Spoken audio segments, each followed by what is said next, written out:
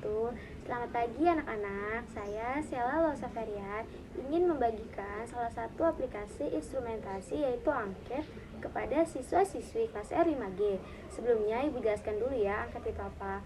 Angket merupakan teknik pengumpulan data yang dilakukan dengan cara memberikan seperangkat pertanyaan atau pernyataan tertulis kepada responden untuk dijawab. Nah, maksud dan tujuan dari penyebaran angket ini sendiri yaitu untuk mengetahui sejauh mana informasi yang lengkap mengenai suatu masalah atau progres dari hasil pembelajaran siswa-siswi di kelas R5G selama ini. Dan juga untuk mengumpulkan informasi sebagai bahan dalam penyusunan suatu program dan sebagai evaluasi dalam program bimbingan dan konseling. Di dalam angket ini tidak ada pertanyaan yang benar ataupun pertanyaan yang salah. Jadi, ketika kalian nanti mengisi angket, Ibu harap kalian dapat mengisi sesuai dengan diri kalian sendiri. Dan tidak usah khawatir ya, karena di dalam pengisian angket ini tidak akan mempengaruhi hasil belajar kalian. Dan Ibu akan menjamin kerahasiaannya. Jadi hanya Ibu dan kalian yang akan mengetahui isi dalam angket yang sudah kalian jawab. Dan sekarang Ibu ingin membagikan angket ini kepada satu persatu siswa-siswi di kelas R5G ini ya. Di sini sudah diberikan keterangan nama kelas dan juga umur yang harus kalian isi. Dan di sini juga sudah dijelaskan petunjuk dari pengisian angket ini. Dapat kalian baca di sini. Kalian dapat memberikan tanda silang atau checklist pada saat pengisian angket ini. Dan di sini juga sudah dilengkapi dengan keterangan-keterangannya. Baik anak-anak, jika masing-masing sudah memiliki lembaran angketnya, Ibu minta kepada kalian untuk membaca terlebih dahulu pertanyaan-pertanyaan yang terdapat di dalam angket tersebut ya. Jika di dalam angket tersebut terdapat pertanyaan-pertanyaan yang kalian kurang pahami atau kalian kurang mengerti, kalian boleh langsung saja ditanyakan kepada Ibu ya. Nah, bagaimana anak-anak? Apakah ada yang ingin ditanyakan mengenai pertanyaan-pertanyaan di dalam angket tersebut? Nah, jika tidak ada yang ingin ditanyakan, silahkan angketnya diisi ya anak-anak. Baik, jika sudah selesai mengisi angketnya, harap ketua kelas untuk mengumpulkan hasil dari angket yang sudah diisi oleh teman-temannya dan dikumpulkan kepada Ibu ya. Nah, sepertinya semuanya sudah mengumpulkan angketnya ya. Oh iya, Ibu ingin memberitahu juga nih, mengapa Ibu menyebarkan angket ini pada pagi hari. Anak-anak ada yang tahu tidak?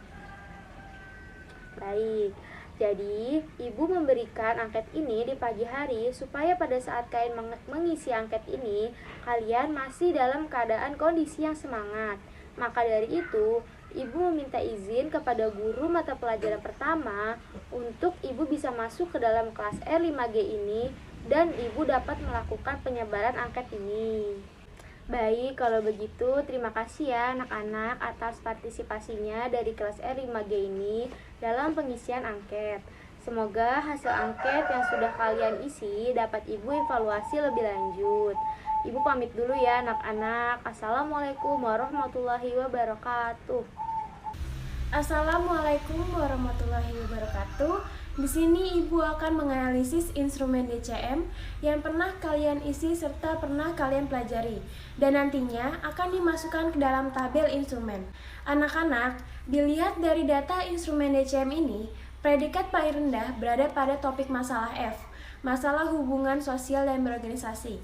Lalu topik masalah J, masalah penyesuaian terhadap kurikulum. Dan yang terakhir topik masalah K, masalah masa depan cita-cita pendidikan atau jabatan.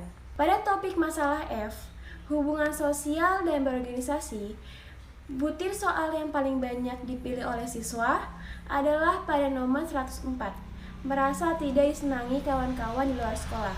Nomor 116, mudah merasa malu, dan nomor 117, mudah marah. Selanjutnya topik masalah J, yaitu masalah penyesuaian terhadap kurikulum. Butir soal yang paling banyak dipilih oleh siswa adalah pada nomor 186. Saya takut terhadap ulangan. Nomor 193, sering khawatir kalau mendapat giliran. Dan nomor 194, sering mendapat kesukaran dalam mengerjakan tugas pekerjaan rumah. Selanjutnya yang terakhir topik masalah K, masalah masa depan cita-cita pendidikan atau jabatan. Butir soal yang paling banyak dipilih oleh siswa adalah nomor 208, ingin mengetahui bakat dan kemampuan yang dimiliki. Nomor 209, cita-citaku tidak sesuai dengan kemampuan. Dan nomor 212, cita-citaku tidak disetujui oleh orang tua. Jenis layanan dan kegiatan pendukung lainnya yang akan diberikan pada topik masalah F yaitu masalah hubungan sosial dan berorganisasi. Butir soal yang paling banyak dipilih oleh siswa yaitu nomor 104, merasa tidak disenangi kawan-kawan di luar sekolah. Layanan yang akan diberikan yaitu layanan bimbingan kelompok dengan tema bersosialisasi dengan teman sebaya. Selanjutnya, 116, mudah merasa malu. Layanan yang akan diberikan yaitu layanan bimbingan kelompok dengan tema menumbuhkan rasa percaya diri. Kemudian, butir soal nomor 117, mudah marah. Layanan yang akan diberikan yaitu layanan konseling perolangan. Jenis layanan dan kegiatan pendukung lainnya yang akan diberikan pada topik selanjutnya yaitu masalah J, masalah penyesuaian terhadap kurikulum. Butir soal yang paling banyak dipilih oleh siswa yaitu nomor 186, saya takut terhadap ulangan.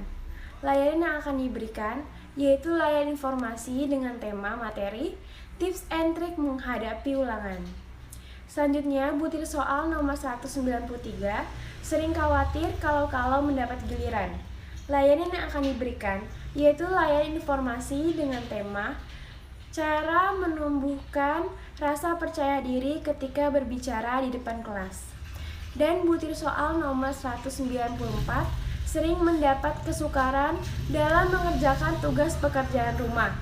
Layanan yang akan diberikan yaitu layanan informasi dengan tema cara menghadapi kesulitan dalam mengerjakan tugas pekerjaan rumah.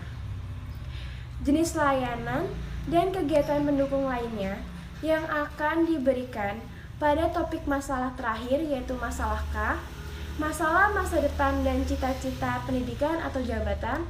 Butir soal yang paling banyak dipilih siswa yaitu pada nomor 208, ingin mengetahui bakat dan kemampuan yang dimiliki. Dan nomor 209, cita-citaku tidak sesuai dengan kemampuan. Layanan yang akan diberikan yaitu layanan penempatan dan penyaluran dan konseling perorangan. Selanjutnya pada nomor 212, cita-citaku tidak disetujui oleh orang tua. Layanan yang akan diberikan yaitu layanan konseling perorangan dan mediasi. Terima kasih. Wassalamualaikum warahmatullahi wabarakatuh. Assalamualaikum warahmatullahi wabarakatuh. Selamat pagi anak-anak. Perkenalkan, nama Ibu Ruby Yuliana Christine, biasa dipanggil Ibu Ruby ya. Nah, di sini Ibu akan mengajar bimbingan dan konseling. Nah, pada kesempatan kali ini Ibu akan menjelaskan tentang AUM umum atau alat ungkap masalah umum yang berguna untuk mempermudah atau membantu siswa untuk mengenali permasalahan yang sedang dialami atau yang pernah dialami oleh siswa tersebut. Nah, di sini Ibu akan menyertakan sebuah contoh yaitu AUM umum dari data individu siswa yang bernama Bunga Tahira. Baik ya, Ananda semua dapat lihat di tabel yang ada yang telah Ibu siapkan, yang Ibu tampilkan. Di sini dapat dilihat apa saja yang ada dalam tabel tersebut, yaitu ada bidang masalah, kemudian nomor masalah, lalu ada jumlah soal, presentasi, dan kategori. Nah, dari tabel yang Ibu tunjukkan, siswa bernama Bunga Tahira ini memiliki permasalahan dengan persentase terbesar dalam bidang KDP, karir, dan pekerjaan 51%. Baik, kemudian kita dapat melihat butir-butir masalah apa yang dialami oleh Ananda Bunga Tahira ini. Lalu kita dapat menentukan layanan permasalahan dan tema apa yang tepat diberikan kepada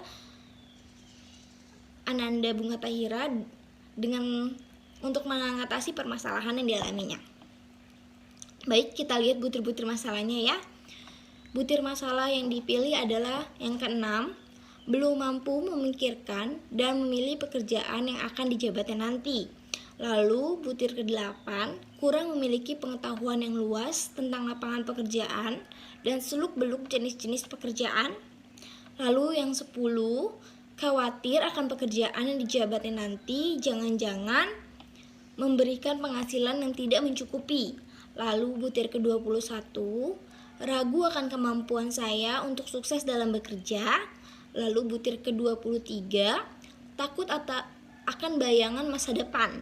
Lalu butir ke-24, mengalami masalah karena membanding-bandingkan pekerjaan yang layak atau tidak layak untuk dijabat. Kemudian butir 25, khawatir diperlakukan secara tidak wajar atau tidak adil dalam mencari atau melamar pekerjaan. Lalu butir 36, kurang yakin terhadap kemampuan pendidikan sekarang ini dalam menyiapkan jabatan tertentu nantinya. Lalu butir ke-37, ragu tentang kesempatan memperoleh pekerjaan sesuai dengan pendidikan yang diikuti sekarang ini. Lalu butir 38, ingin mengikuti kegiatan pelajaran dan atau latihan khusus tertentu yang benar-benar menunjang proses mencari dan melamar pekerjaan setamat pendidikan ini. Lalu yang butir 39, cemas kalau menjadi penganggur setamat pendidikan ini. Lalu butir 40, ragu apakah setamat pendidikan ini dapat bekerja secara mandiri.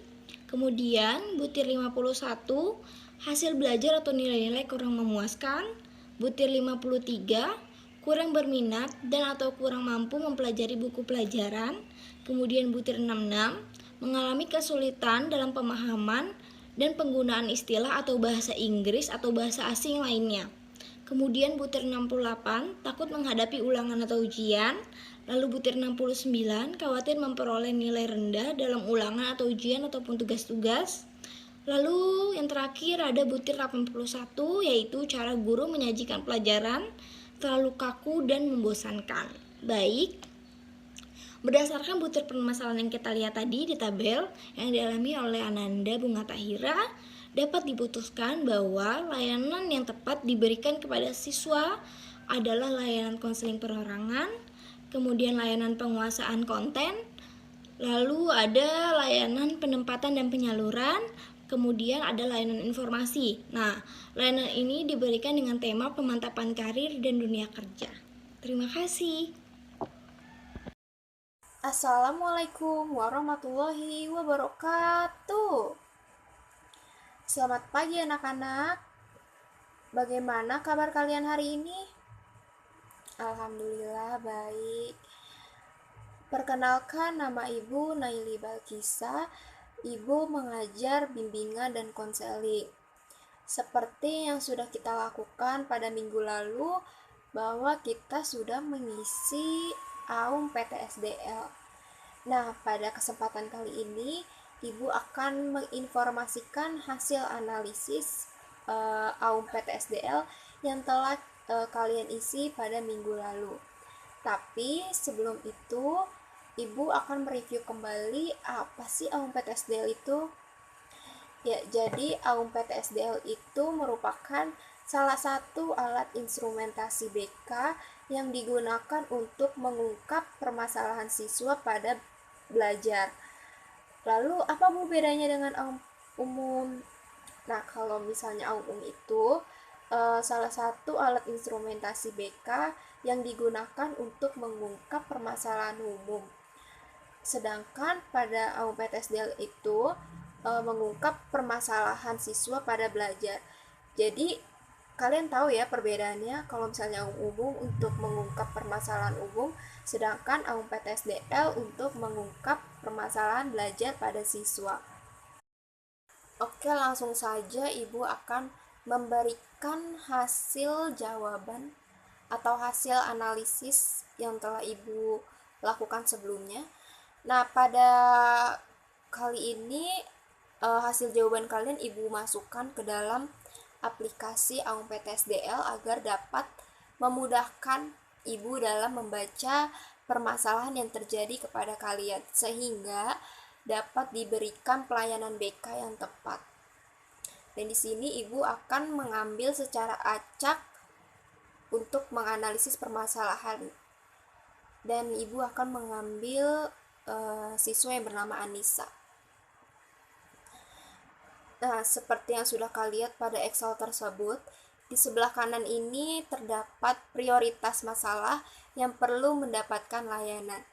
Pada Anissa ini prioritas yang pertama bidang masalahnya itu prasyarat penguasaan materi pelajaran, yang kedua keadaan diri sendiri, yang ketiga ada sarana belajar dan keadaan lingkungan fisik dan lingkungan sosio-emosional. Nah, ini prioritas yang ketiga ini kenapa ada dua? Karena masing-masing bidang masalah ini memiliki presentase yang seimbang. Dan prioritas yang kelima ini bidang masalahnya keterampilan belajar. Dan di bawahnya terdapat masalah-masalah yang perlu diperhatikan untuk Anissa. Karena Anissa memiliki prioritas masalah pada prasyarat penguasaan materi pelajaran, maka masalah-masalah yang perlu diperhatikan untuk Anissa ini mempelajari materi terdahulu, pelajaran yang diberikan tidak berurutan dan tidak jelas, sulit mengikuti pelajaran berikutnya, jika pelajaran terdahulu tidak diikuti, lalu pelajaran yang diberikan oleh guru terlalu tinggi dan tidak dapat dipahami, soal ujian tidak dapat saya kerjakan karena belum pernah saya pelajari, kesulitan memahami pelajaran baru, kurang menguasai bahan pelajaran, belajar secara acak atau tidak secara urut, dan kurang menguasai rumus-rumus. Nah, berdasarkan permasalahan tersebut, maka dapat ibu putuskan bahwa Anissa ini akan ibu lakukan konseling menggunakan layanan konseling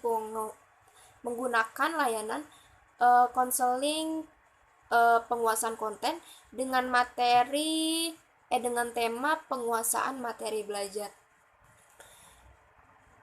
Seperti itu yang ibu dapat jelaskan mengenai hasil analisis yang telah ibu lakukan sebelumnya.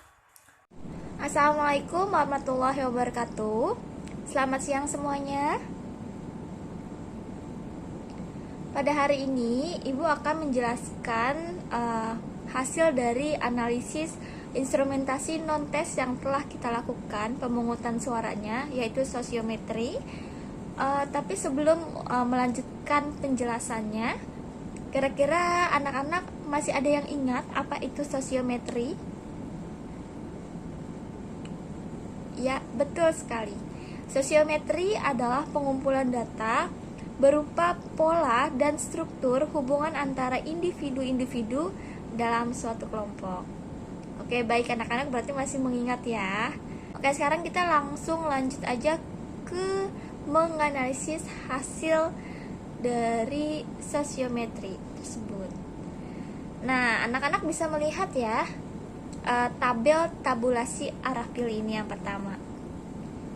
Nah, di sini pemilihnya ada 10 orang, yaitu ada Raya, Nadia, Yara, Zara, Lala, Vivi, Dia, Ayu, Ray, dan Aryan.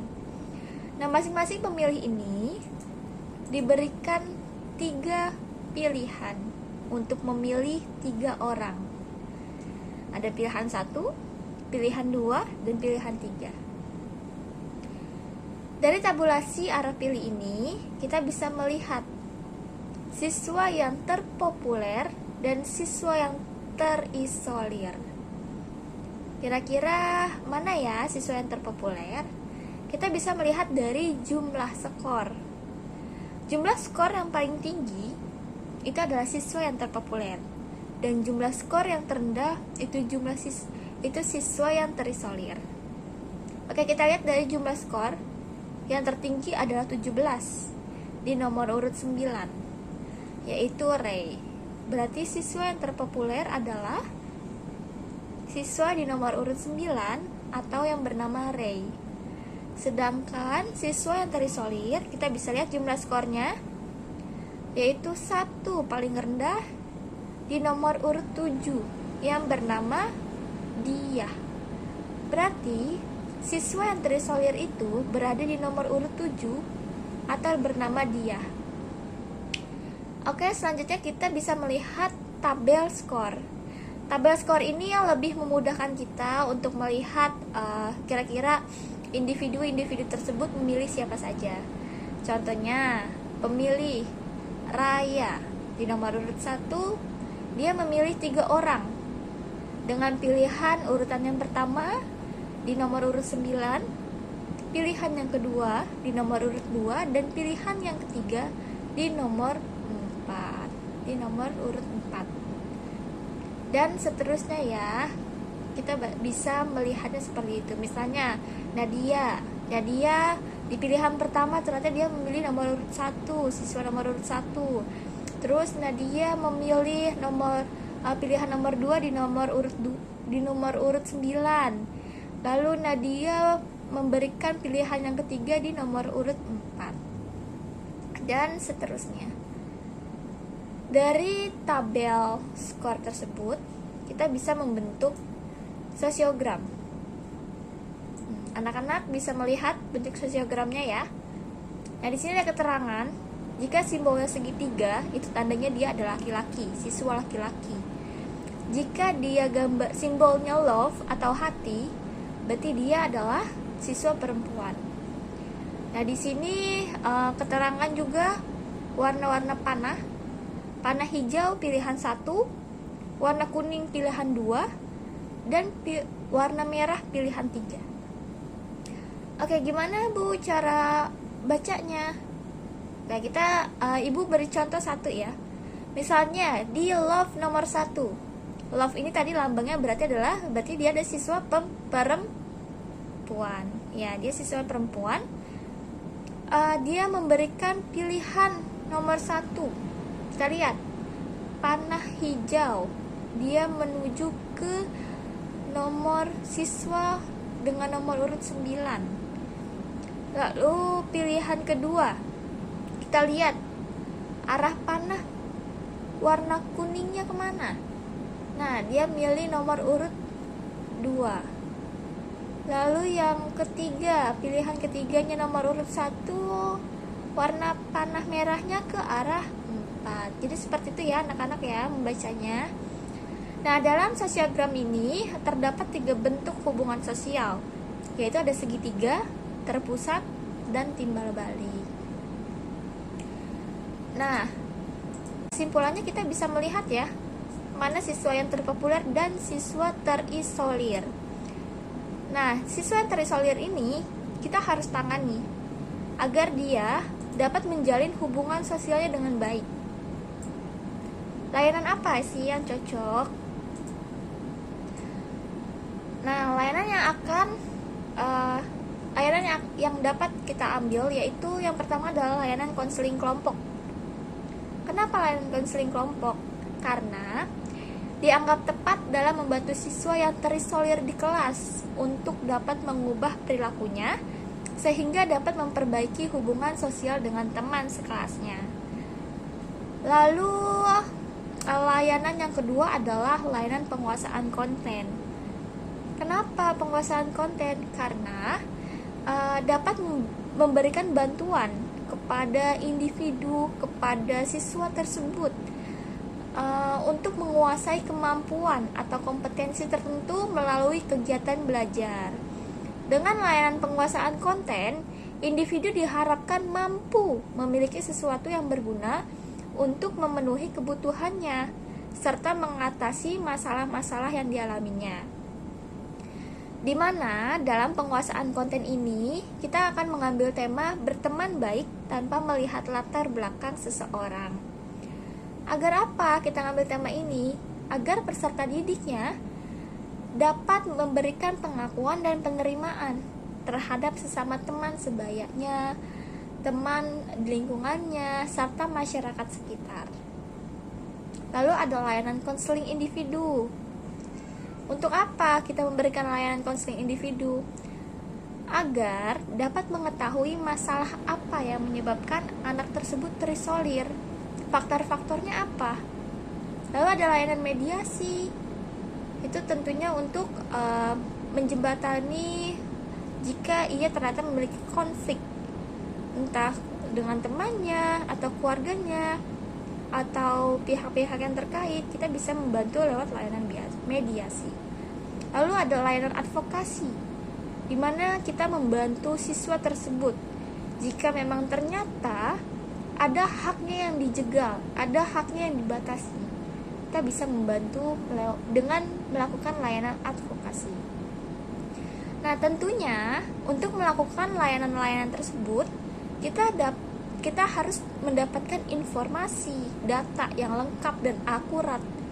Nah, kita dapat melakukan instrumen non-tes yang lain dan kegiatan pendukung BK yang lain. Yang pertama, kita bisa menggunakan angket.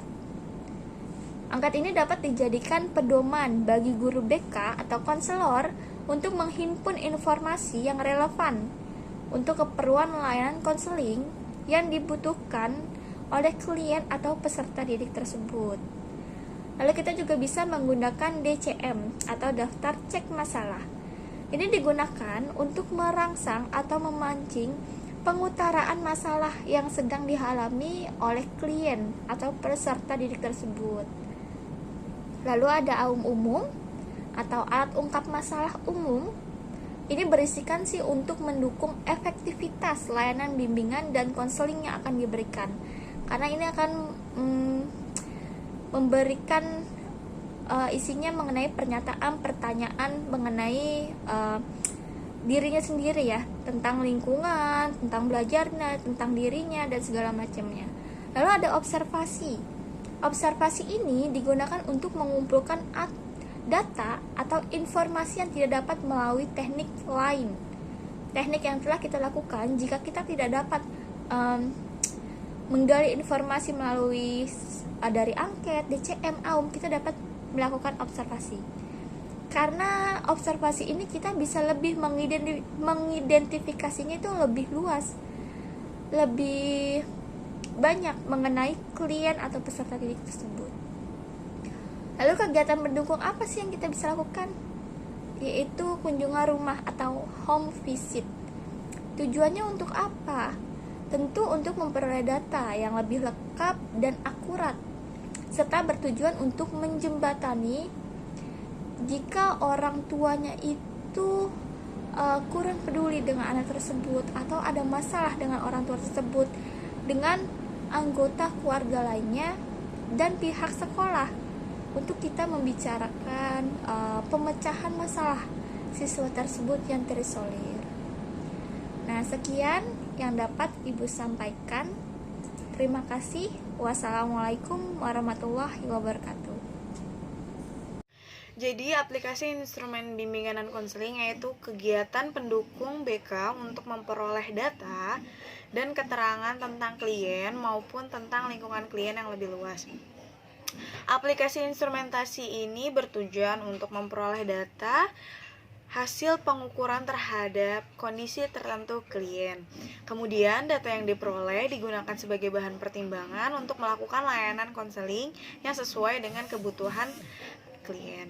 Lalu di dalam aplikasi instrumen ini ada beberapa alat yang dapat digunakan oleh guru BK untuk mengukur kebutuhan klien, yaitu ada angket, DCM, AUM umum, AUM PTSDL, dan sosiometri. Jadi, sebelum menentukan dan memberikan sebuah layanan konseling, guru BK diharuskan untuk melakukan suatu pengukuran untuk mengetahui apa saja kebutuhan yang dibutuhkan oleh klien, sehingga saat memberikan materi kepada klien itu bermanfaat bagi kehidupannya serta memenuhi kebutuhan yang dibutuhkan oleh klien itu sendiri. Nah, sekian praktek aplikasi instrumentasi yang dapat kelompok kami lakukan. Kurang lebihnya mohon maaf. Wassalamualaikum warahmatullahi wabarakatuh.